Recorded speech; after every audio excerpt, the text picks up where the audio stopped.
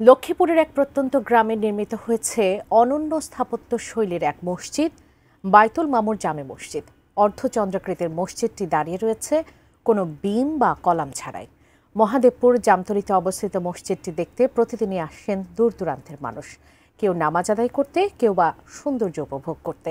লক্ষ্মীপুর প্রতিনিধি মেহরাজ উদ্দিন রবিনের তথ্য ছবি নিয়ে দেখুন ডেস্ক রিপোর্ট।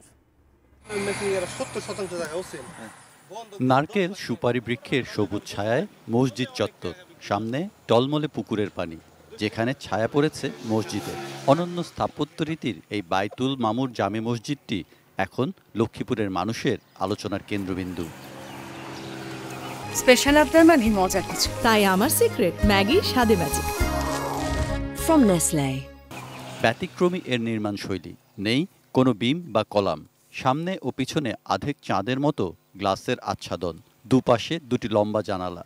নামাজ আদায় করতে পারেন প্রায় 400 মুসল্লি। প্রতিদিন বিকেলে সামনের পুকুরে মসজিদের ছায়া যেন এক অপার্থিব সৌন্দর্য ছড়িয়ে দেয়। রাতে আলোয় ভেতরের নান্দনিক লাইটগুলো আলোকিত হয়ে উঠলে মসজিদটি যেন ফুটে ওঠে এক অপূর্ব শিল্পকর্ম হয়ে। রাতের বেলা যখন লাইটগুলা জ্বালানো হয়, ভিতরের পরিবেশ খুবই সুন্দর দেখা যাচ্ছে। এই মসজিদটা অন্যান্য মসজিদ থেকে একটু ডিফারেন্ট টাইপের, ডিজাইনগুলো একটু টানেলের মতো। শিল্পপতি ফরহাদ হোসেন নেহাল চৌধুরী 21 সালে এ মসজিদ নির্মাণের উদ্যোগ নেন। এখন পর্যন্ত কাজ শেষ হয়েছে প্রায় 60%। মসজিদটি হয়ে উঠেছে এলাকাবাসীর গর্বের কারণ।